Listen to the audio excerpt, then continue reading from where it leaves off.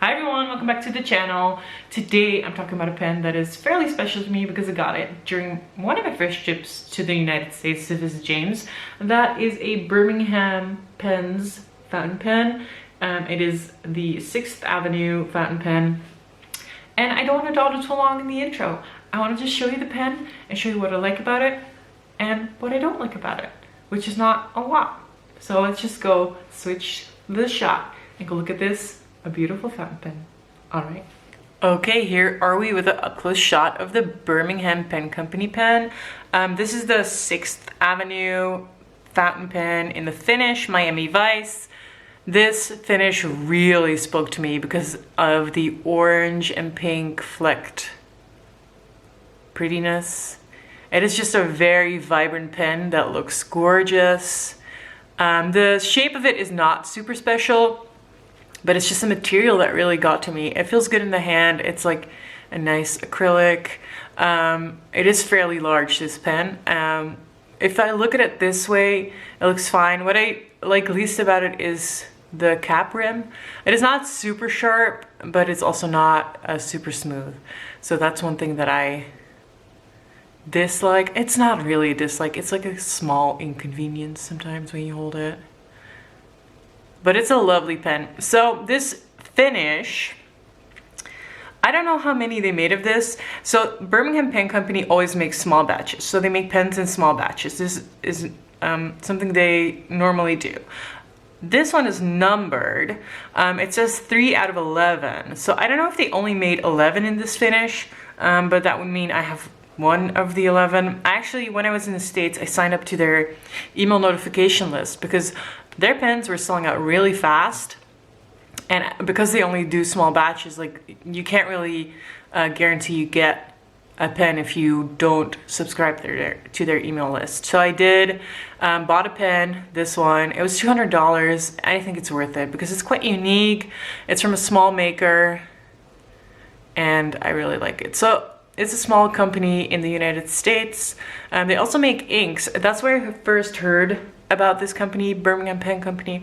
And I do have some of their inks, but I'm like, it's not my main focus. I love pens more than special inks. I tend to have my pens inked with purples. I have a lot of ink, but it's not my main interest. So I never really looked at that very much. But the pen's very, very pretty.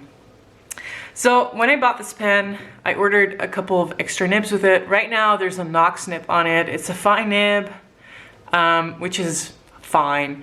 I also have some Nemesine nibs on, I bought them there, but I have them on Conklin Duragraphs because I don't like the nibs on those, and they fit on it. When you buy extra nibs, you don't get the feed, you get the nib. So make sure you remember that. It's not a full-on unit, it is the nib. But I don't care, I just pull it out and replace it. The section, focus. You can see it flares out a little bit near the nib, which is nice. I do sometimes still grab it quite like low. I don't know why. I tend to apparently grab it near the nib, this pen, but you really don't have to because there's actually a really good space for your fingers right here.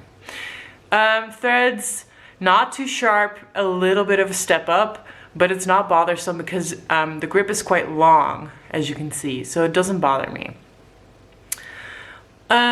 This pen, I have a converter in here. You can probably eyedropper it. I would worry about eyedroppering it because of this material. I would not want to stain it. So do that at your own risk if you have one. I would not advise it, right? It's a large pen.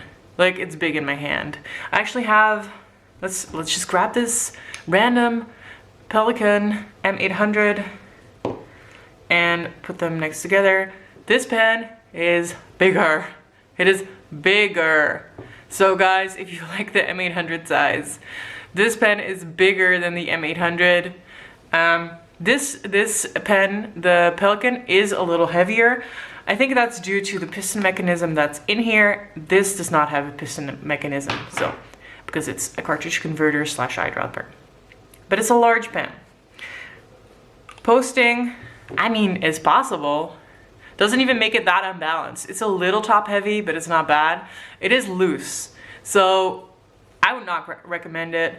I generally don't recommend posting, except for on the Lamy 2000. Posting that is perfect IMO because it's very light. So I think it's a good thing to post the Lamy 2000. Okay, this is a good page to do writing sample on. So I have this inked with a Diamine ink, and I keep forgetting the name.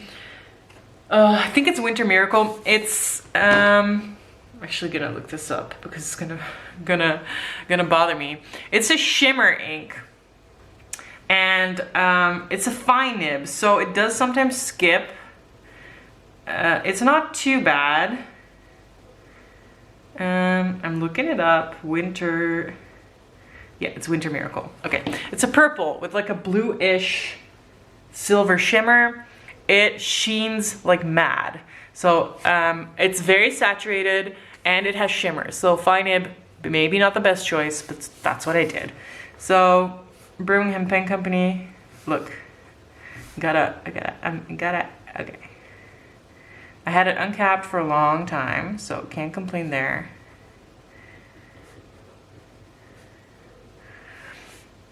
Sixth Avenue. Fountain pen. There we go. And then this is a Knox Fine.